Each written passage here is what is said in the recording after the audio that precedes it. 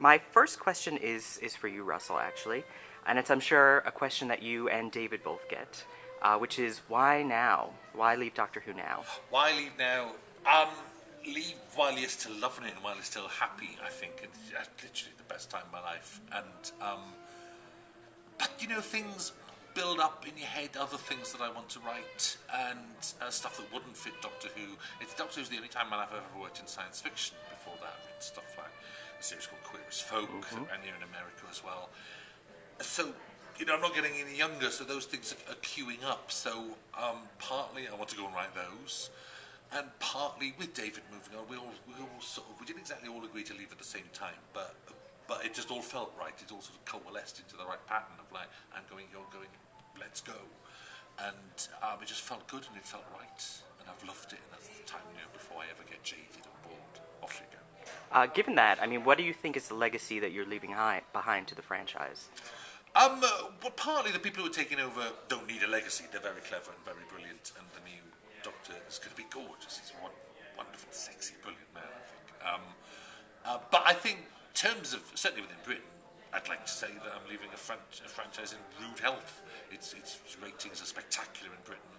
Never mind the ratings, it's loved. It's got children that love it. It's got a whole generation that are carrying it on their T-shirts and their lunch bags and their backpacks and in their hearts, actually. So it feels like it's solid, strong, successful. All that optimism, everything that's essential about the Doctor, all that optimism and joy is still in the show, so that feels good. So from the trailer that we saw for Waters of Mars, it seemed... Were you at Comic-Con? I was at Comic-Con, yes. Yes. It seems tonally very different from the last two specials that have aired. I'm wondering, you know, what kind of emotional context do we find the Doctor in when we next catch up with him in Waters of Mars? When we next catch up with him, he's been through, the last couple of adventures have been a bit more of a romp, actually. But at the end of the last one, the end of Planet of the Dead, he was warned that his song was coming to an end soon, and that he will knock 4 times, was the mysterious warning. So we start with the Doctor who's got an awareness of that. He actually lands on Mars in a very good mood, and very happy, and still with a big smile on his face. But the end is on its way now, so the story of the Waters of Mars is dark and very claustrophobic. It's very much like a submarine drama. Trapped in an environment with a monster on the loose. Not that submarines tend to have monsters on the loose, but you know. They'd all be improved if they did. So there's a darkness descending upon it. It's like playing a great big public game with the show, because everyone knows that David is leaving. Everyone knows, therefore, the Doctor's going to regenerate. So the knowledge of that, you can't ignore that within the show. So playing with how and why that's going to happen and how that enters into the Doctor's thinking, and knowing that your death is on its way, which is, on a human level, is really truly an extraordinary thing. Without making it sound like the show gets like Ibsen or something. It's still got monsters and chases and excitement and some great gags on the way, but that darkness is going to level over the Doctor, and he goes to Mars, and then after that there's the 2-part finale, which will transmit at Christmas in Britain, and hopefully very soon afterwards on BBC America, hopefully within weeks or less. That are spectacular, truly spectacular adventure. And how strong is the connective tissue then between Waters of Mars and the final 2-parter? At the end, it's not a 3-parter, but the Waters of Mars is very distinct from the final 2-parter. You could watch each in separation, but psychologically there's a journey for the Doctor. Some amazing and awful things happen to him on Mars that he carries into the final story. And again, it's this knowledge of his approaching death.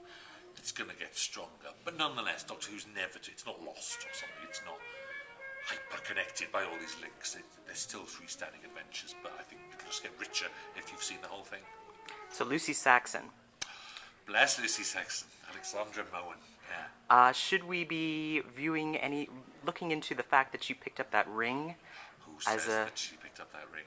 And the last time we saw the Master at his funeral pyre, a ring fell amongst the ashes and it was picked up by a hand with red fingernails that looked older than Lucy Saxon's hand, I would say, if you study that hand. And we see more of that hand, I think.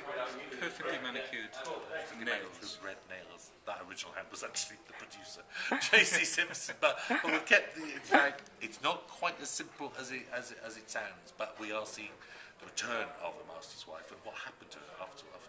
It's a sad story for her. exciting as well. One of the most exciting things about the trailer, and obviously if you were there at Comic-Con, a roar went up from the crowd when Donna Noble appeared on screen. And that was just joyous to see people loving Catherine Tate and Donna Noble.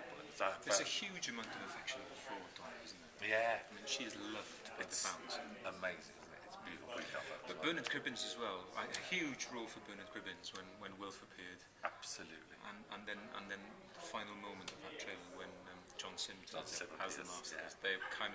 There was just bedlam. Yeah. And screams. Yeah. I know they were getting that cast together.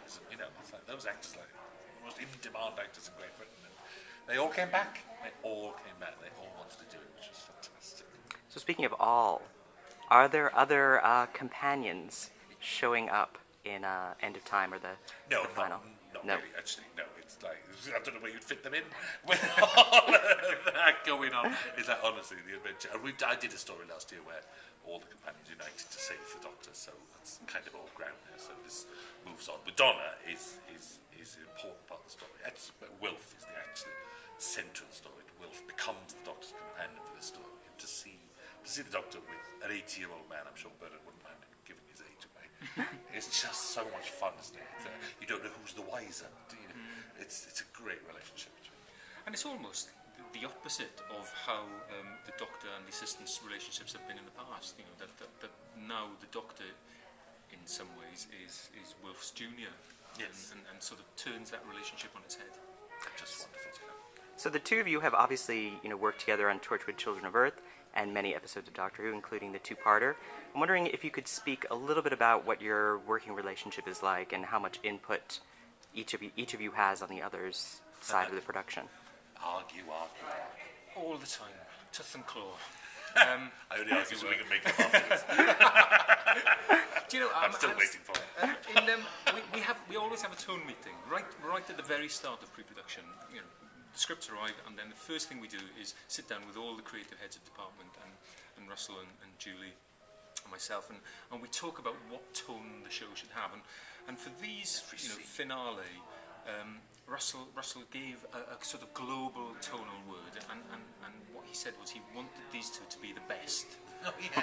No pressure. Which is just exhausting, 'cause actually we're always wanting to make it. We're all, from that very first, from Rose, but when the revival started, we wanted this to be, utterly brilliant. And each episode after that, we wanted to up our game, and now we want it to be the best. So I think one of the things that I find inspiration from Russell, beyond the amazing writing and his imagination, is his generosity in creatively. Like, he'll give this great big tonal note and then send us all out, the team, to kind of try and meet that dream of what this show should be. Because I hope it's just very collaborative, because it's a joy.